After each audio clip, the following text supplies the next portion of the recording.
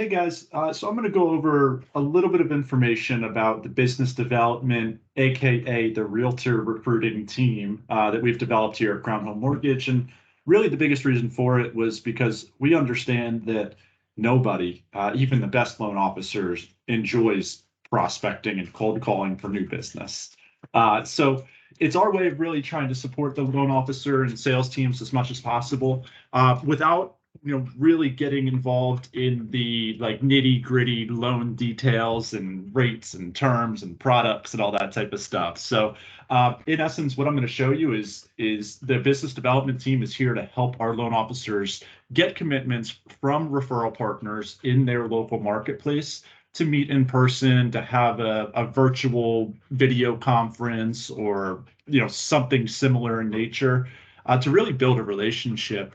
But what the business developers are doing is using some of the information that we'll show you, and you can see here in MMI, to identify the people in the area that do at least 6 buy-side transactions in a 12-month basis. Could be certainly more than that, but at least 6 buy-sides in a 12-month period.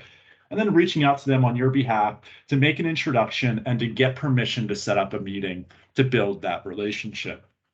From there, the loan officers are the ones that are really responsible for showing up and presenting themselves and the opportunity to work with Crown Home Mortgage, and then managing that relationship to the point where hopefully we start to really earn business from that referral partner. And because we know that the loan officers are really doing the lion's share of the work, we don't require any sort of reduced commissions or count it as a company lead, although we're really helping you to build the relationship and to identify that realtor as a potential business partner. Again, there is no repercussion or no commission split or reduced comp or anything on your end. So we're going to dive in a little bit. I'll show you how we find the producing realtors in any given marketplace, and then what some of these sample leads look like. But before we dive into the analytics of it all, here's just a quick snapshot from one of our sales managers down in South Florida, Charles Camp. And you can see this was a little while back, but earlier this year, just kind of a email out of the blue, thanking Ed, who's on our business development team, myself, and I run the business development team, for the 5 scheduled appointments that he had so far.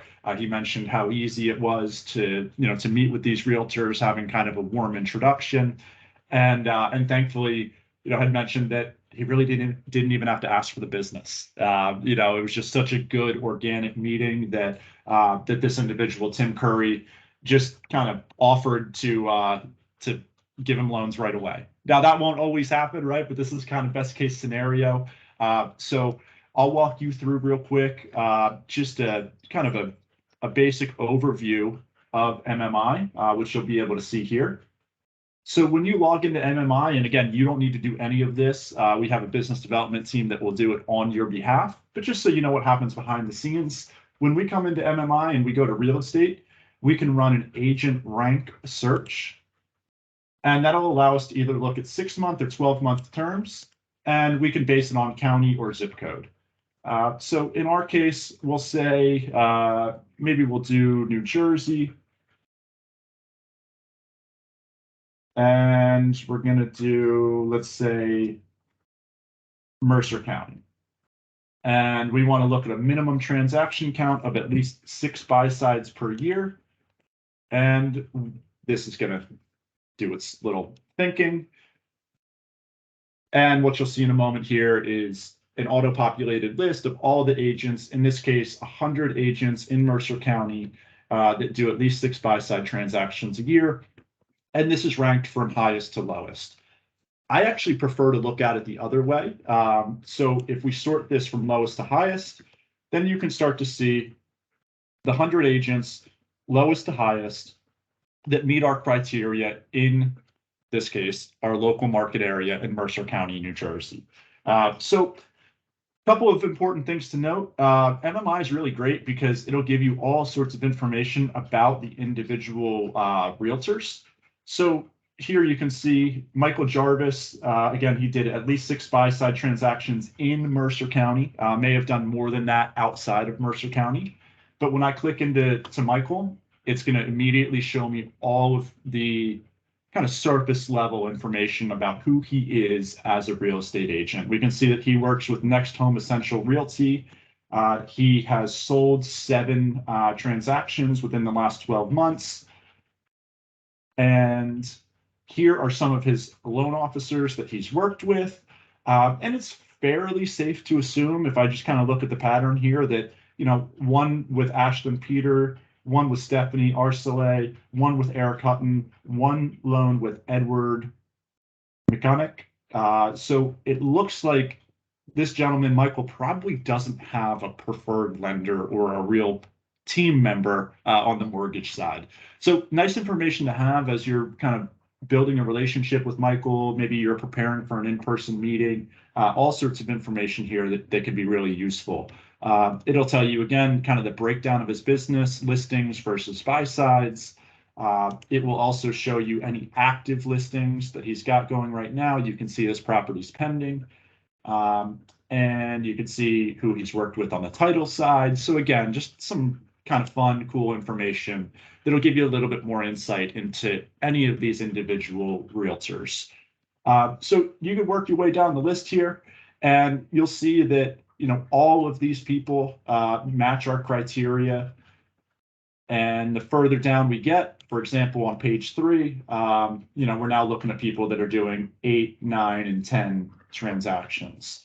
So just a quick walkthrough, just to kind of show you somebody that has a little bit more transaction history. If we look at Joe here at Remax in town, you'll be able to see pretty quickly that he has 7 active listings. His active pipeline is roughly $5 million.